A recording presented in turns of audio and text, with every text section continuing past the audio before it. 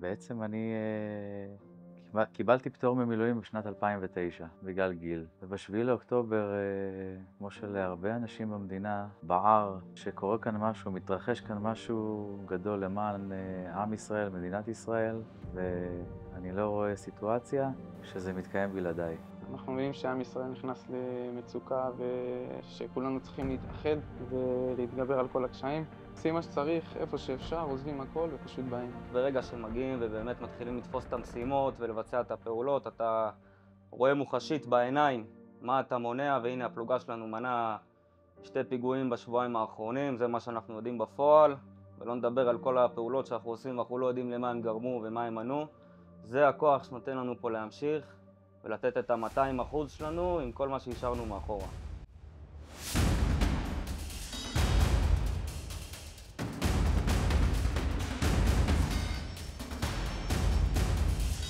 שאתה תקפיל לי מצב על המחסן ותקפיל לי מצב שאין הפסדים שמגיעים מפה.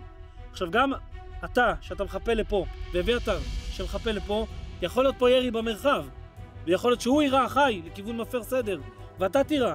אז קודם כל לדווח ירי, כששמעתם ירי לוודא שנייה, קודם כל להכריז שמיעת קולות ירי, ואם זה איתם ירי ודאי, בכתב, ניתן להכריז פטיש חם ועל הכוח.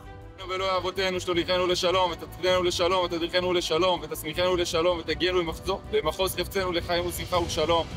ותחזירנו לשלום, ותצאנו מכף כל אויב ועורב וליסטים וחיות רעות בדרך, ומכל פורענויות המתרגשות ובאות לעולם. ותשלח ברכה במעשה ידינו, ותיתן לכנו ולחסד ורחמים בעיניך ובעיני כל רואינו. ותגמלנו חסדים טובים, ותשמע כל תפילתנו, כי אתה שומע תפילת כל פה. ברוך אתה השם שומע תפילה.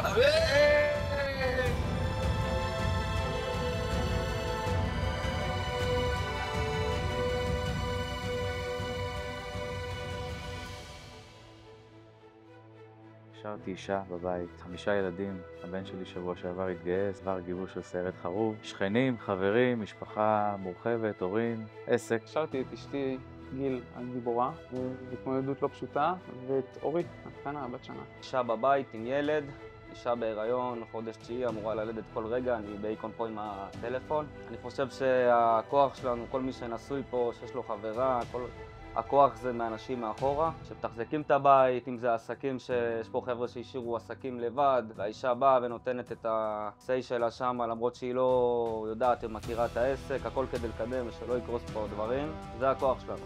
אנחנו כולנו משתתפים וזוכרים את ישראל יודקין שנפל על קידוש השם בעזה. אנחנו מתכוונים לתת לדובי לצוק תעלי קרב לעילוי נשמתו. על המוכנים!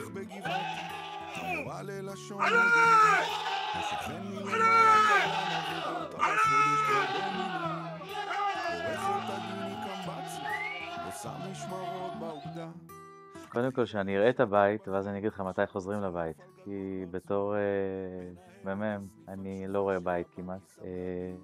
ומתי שיתאפשר, נחזור הביתה. כרגע עוד שבועיים, אבל תמיד יש תכנונים להמשך. שבוע הבא אנחנו אמורים לחזור לבית, אבל כמו שאנחנו מכירים פה במדינה, אין לדעת. אי אפשר לדעת מה יקרה היום בערב או מחר בבוקר. אנחנו מוכנים לכל משימה שיתנו לנו, בכל נקודה בארץ ובעולם. אנחנו עם של גיבורי על,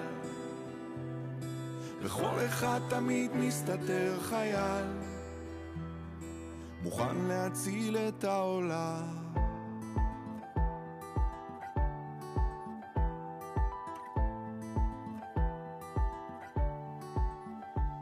יש לי הרבה דברים להגיד לעם ישראל, שאנחנו צריכים להיות הכי חשוב מאוחדים, עם מטרה ברורה, להחזיק את המדינה הזאת, להילחם עליה, כי זו המדינה שלנו, ארץ אבותינו, שהובטחה לאברהם אבינו, ואנחנו כאן כדי להגן עליה כולם ביחד כאגרוף אחד. אם אנחנו לא נהיה מאוחדים, אנחנו נאבד את הכל.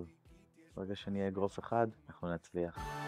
וזה לא משנה אם באמצע חיים או באמצע משחק כדורגל, כולם יעזבו את הכל בשנייה אם יקרא להם הדגל.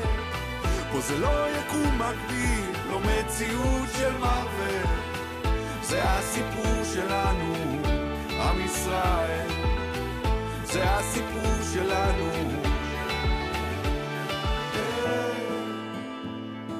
נכון כולם נראים רגילים, אבל אנחנו עם של גיבורי על, לכל אחד תמיד מסתתר חייל, מוכן להציל את העולם.